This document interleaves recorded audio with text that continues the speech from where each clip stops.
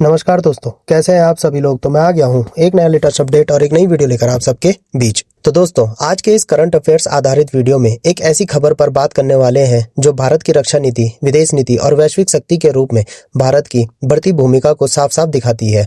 हाल ही में अंतर्राष्ट्रीय मीडिया और भारतीय अखबारों में यह खबर सामने आई है कि भारत वियतनाम और इंडोनेशिया के साथ लगभग $450 मिलियन यानी 4,000 करोड़ रुपए से भी ज्यादा के ब्रह्मोस मिसाइल निर्यात सौदे के बेहद करीब पहुंच चुका है। यह खबर केवल एक हथियार सौदे तक सीमित नहीं है, बल्कि इसके पीछे भारत की रणनीतिक सोच, इंडो पैसिफिक क्षेत्र की राजनीति, चीन का बढ़ता प्रभाव और भारत का make in India defence model छिपा हुआ है। इसीलिए छात्रों के लिए यह विषय बहुत ही इंपॉर्टेंट हो जाता है। सबसे पहले समझते हैं कि ब्रह्मोस मिसाइल क्या है।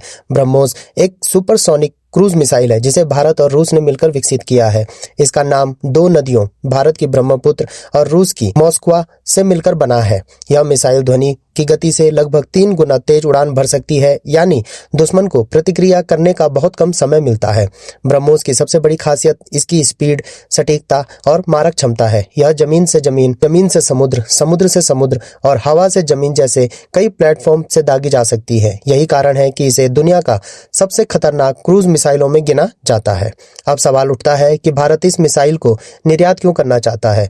पहले भारत रक्षा उपकरणों के मामले में दुनिया के सबसे बड़े आयातकों में से एक था, लेकिन पिछले कुछ वर्षों में भारत सरकार की नीति में बड़ा बदलाव आया है। अब भारत केवल हथियार खरीदने वाला देश नहीं, बल्कि हथियार बनाने और बेचने वाला देश बनना चाहता है। इसी सोच के तहत मेक इन इंडिया और आत्मनिर्भर भारत जैसे अभियान चलाए गए। ब्रह्मोस मिसाइल इन अभियानों का सबसे सफल उदाहरण बनकर सामने आया है। भारत ने पहली बार ब्रह्मोस मिसाइल का निर्यात फिलीपींस को किया था। यह सौदा लगभग $375 मिलियन का था और इसे भारत के रक्षा निर्यात इतिहास में एक बड़ी उपलब्धि माना गया। अब इसी सफलता के बाद भारत वियतनाम और इंडोनेशिया के साथ बातचीत को अंतिम चरण तक ले आया है। अगर ये सौदा पूरे होते हैं तो भारत एशिया प्रशांत क्षेत्र में एक बड़े रक्षा निर्यातक के रूप में उभरेगा। अब समझते हैं कि वियतनाम और इंडोनेशिया ही क्यों। ये दोनों देश दक्षिण चीन सागर के आसपास स्थित हैं, जहां चीन का प्रभाव तेजी से बढ़ रहा है। चीन इस क्षेत्र में अपने सैन्य ठिकाने, कृत्रिम द्वीप और नौसैनिक ताकत लगातार बढ़ा रहा है। वियतनाम और इंडोनेशिया दोनों ही देश चीन की इस आक्रामक नीति से चिंतित हैं। ऐसे में भारत की ब्रह्मोस मिसाइल उनके लिए एक मजबूत रक्षा विकल्प बनकर उभरती है। भारत और वियतनाम के रिश्ते पहले से ही काफी मजबूत हैं। दोनों देशों के बीच रक्षा सहयोग, नौसैनिक अभ्यास और रणनीतिक साझेदारी लगातार बढ़ रही है। वियतनाम पहले भी भारत से रक्षा उपकरण खरीदने में रुचि दिखा चुका है। अगर ब्रह्मोस सौदा होता है तो यह वियतनाम की समुद्री सुरक्षा को काफी मजबूत करेगा और चीन को एक स्पष्ट संदेश देगा कि इस क्षेत्र में भारत भी एक महत्वपूर्ण शक्ति है। इसी तरह इंडोनेशिया, जो दुनिया का सबसे बड़ा द्वीपीय देश है, अपनी समुद्री सीमाओं की सुरक्षा को लेकर बेहद सतर्क रहता है। इंडोनेशिया भी चीन की बढ़ती नौसैनिक गतिविधियों से चिंतित है। ब्रह्मोस मिसाइल इंडोनेशिया की नौसेना को तेज, सटीक और भरोसेमंद मारक क्षमता दे सकती है। यही कारण है कि इंडोनेशिया भारत के साथ इस सौदे को लेकर गंभीर बातचीत कर रहा है। हालांकि छात्रों को यह समझना जरूरी है कि यह सौदा अभी पूरी तरह फाइनल नहीं हुआ है।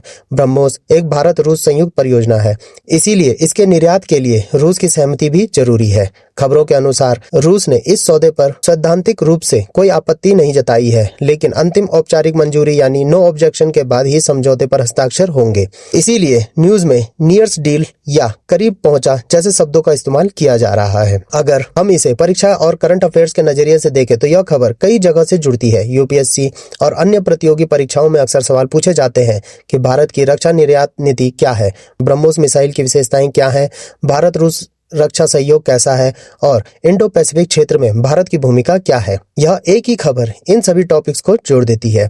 इसके अलावा यह सौदा भारत की सॉफ्ट पावर और हार्ड पावर दोनों को मजबूत करता है। सॉफ्ट पावर के रूप में भारत एक भरोसेमंद साझेदार बनकर उभरता है जो छोटे और मध्यम देशों की सुरक्षा जरूरतों को समझाता है।